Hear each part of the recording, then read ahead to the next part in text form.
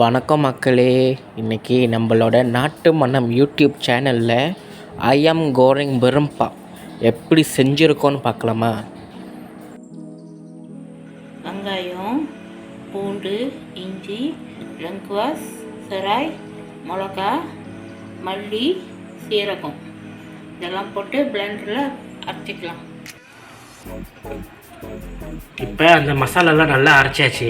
இப்போ இது இன்னொரு மங்கில் நம்ம போட்டு வச்சுக்கலாம். இப்போ இது நம்ம கோழியில் போட்டு நல்லா ஊற வைக்கணும். கோழி சுத்தம் பண்ணி வச்சுருக்கோம். இதெல்லாம் முதல்ல நம்ம உப்பு சேர்த்துக்கலாம்.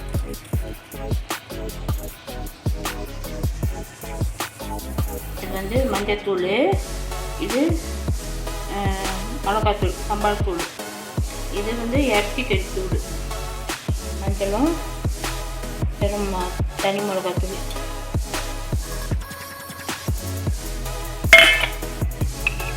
அப்புறம் இது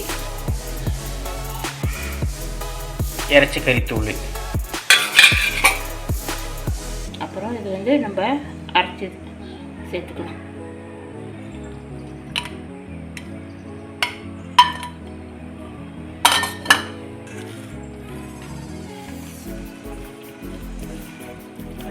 ஒரு 2 ஸ்பூனு தயிர் சேர்த்துக்கலாம்.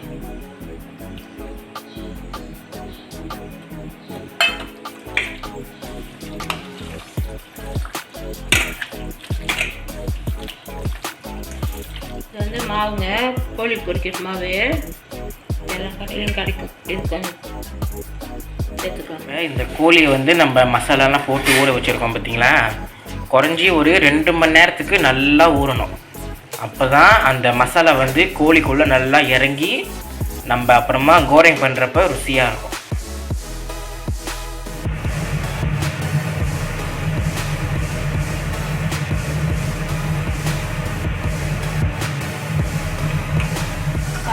கோழி நல்லா ஊறிச்சு. இப்போ நம்ம சட்டியில் போட்டு பொரிக்கலாம்.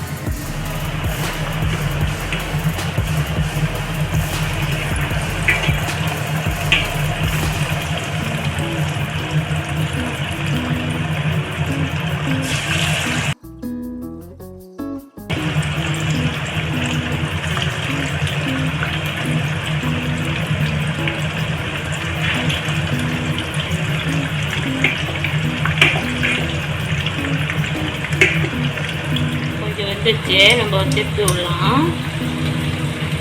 இந்த மாதிரி நம்ம திருப்பி தான் நம்ம கோழி வேக வைக்கணும். ஒரே பக்கமாக வச்சோம்னா தீஞ்சு போயிடும்.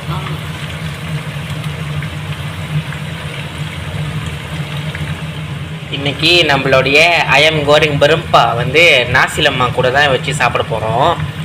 அந்த நாசிலம்மா ரெசிபி இந்த வாட்டி நாங்கள் போடலை. ஏன்னா கொஞ்சம் டைம் கிடைக்காதனால ரெசிபி எடுக்க முடியல வீடியோ. அடுத்து ஒரு வாரத்தில் அந்தமாரி திரும்பியும் நாங்கள் செய்ய ட்ரை பண்ணுறோம். நாசிலம்மா ரெசிப்பியும் நம்ம சேனலில் வரும். இன்றைக்கி இந்த ஐயம் கோரிங் பெரும்பா இந்த ரெசிபி தான் பார்த்துக்கிட்டு இருக்கீங்க. கோழி வெந்துடுச்சு. இப்போ கருவேப்பிலை போட்டுக்கலாம்.